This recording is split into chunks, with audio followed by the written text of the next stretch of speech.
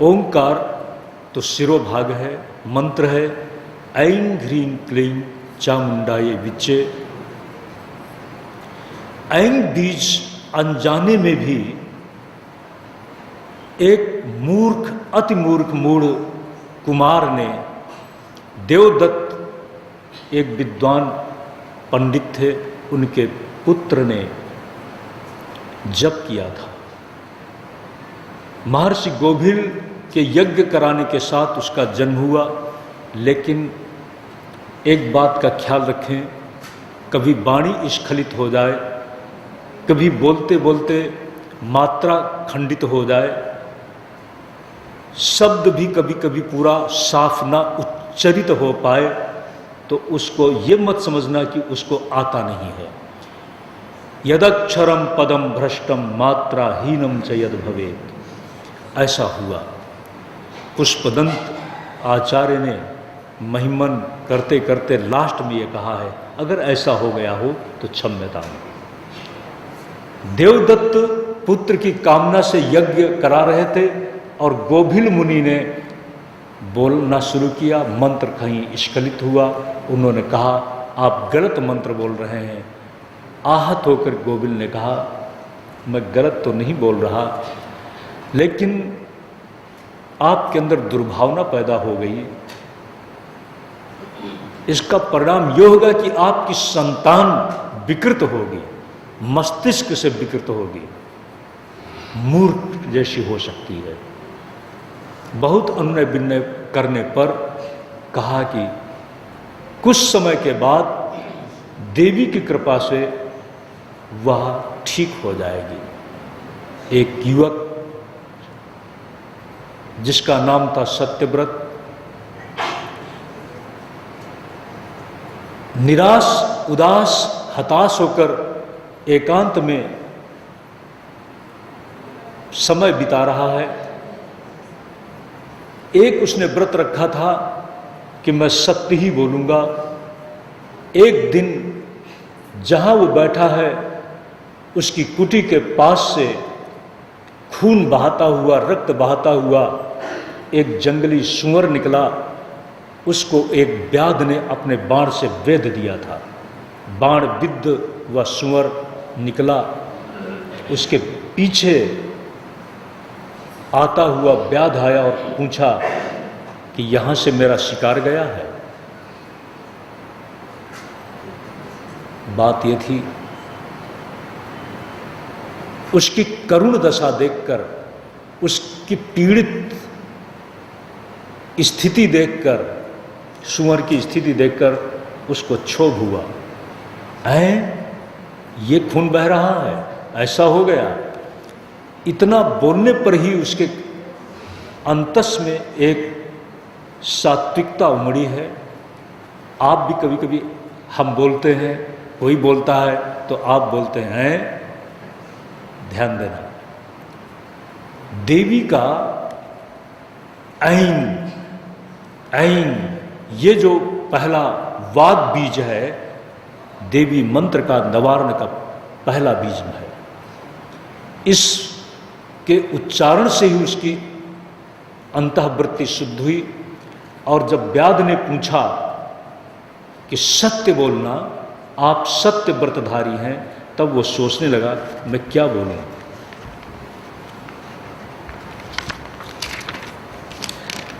अगर सत्य बोलता हूं तो ये सूअर मारा जाएगा, अगर झूठ बोलता हूं तो मेरा सत्य बोलने का व्रत नष्ट होता है। इसी के साथ उसकी अंतः प्रज्ञा जागृत हुई और उसने कहा है,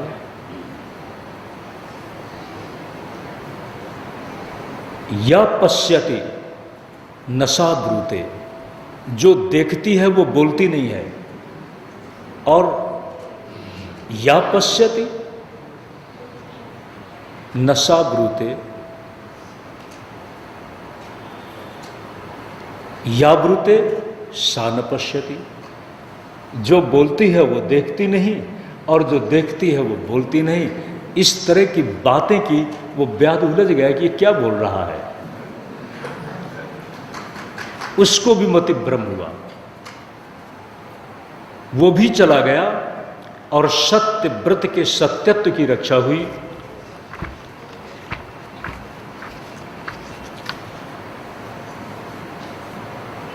इस प्रकार देवी के प्रथम नवार्ण मंत्र में बीज मंत्र का अनुष्ठान व्यास जी महाराज ने किया था। संतान प्राप्ति के उद्देश्य से उसी बीज मंत्र का अनजाने में अनुष्ठान हुआ सत्यव्रत के द्वारा। और जो दूसरा बीज मंत्र है, ऐसा भी कहा जा सकता है कि मंत्र की महिमा का प्रकाश देवी भागवत की कथा के माध्यम से हो जाए, ये भी एक प्रासंगिक देवी भागवत की कथा का एक रहस्यपूर्ण मर्म है। आगे की कथा क्लीम बीज मंत्र के साथ में है। क्लीम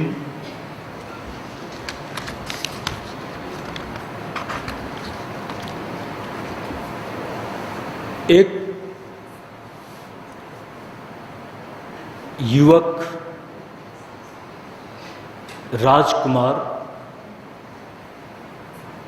जो अपनी सौतेली मां रखता है,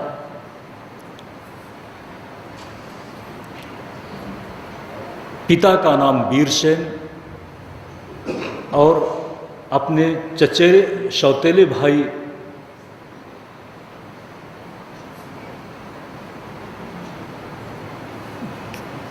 भाई की जो माँ है,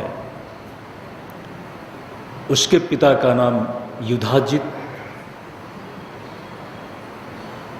पिता के खत्म होने पर अयोध्या कोशल देश के ये दोनों कुमार कौन राज्य का अधिकारी बने, दोनों के मातामह यानी नाना अपने अपने दौहित्र को गद्दी दिलाने के लिए आगे आते हैं और दोनों के बीच में दोनों को नष्ट करने का षड्यंत्र बनता है। युधाजित उज्जैन के राजा प्रबल हो जाते हैं, वीरसेन की मृत्यु होती है और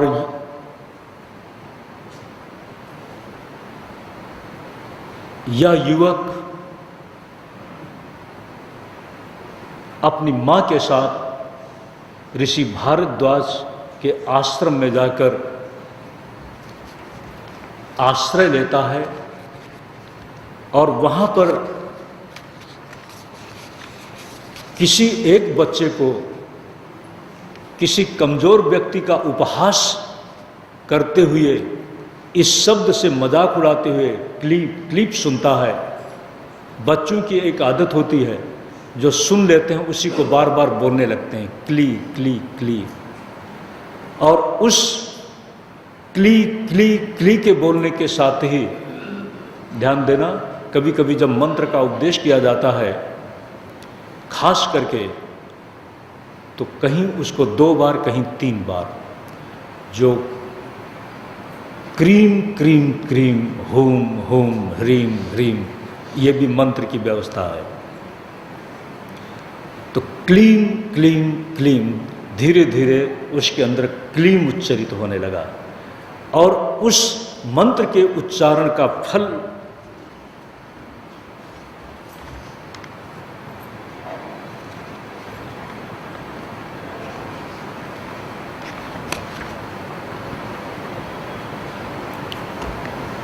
उस युवक की रक्षा, वह युवक और कोई नहीं, उसका नाम है सुदर्शन। काशी नरेश की एक कन्या थी, उसका स्वयंवर होता है। उस स्वयंवर में वह युवक जाता है। इधर जब युधाजित को पता चला तो अपने दौहित्र के पक्ष में कन्या निर्णय ले, ऐसा वह प्रयास करता है।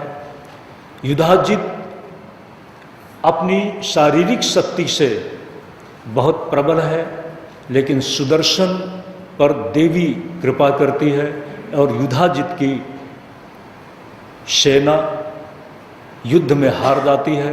युधाजित स्वयं मारा जाता है और काशी नरेश की जो सुबाहु, काशी नरेश जो सुबाहु के नाम से है, उनकी जो पुत्री शशिकला है, उसका बाद में विवाह सुदर्शन के साथ होता है।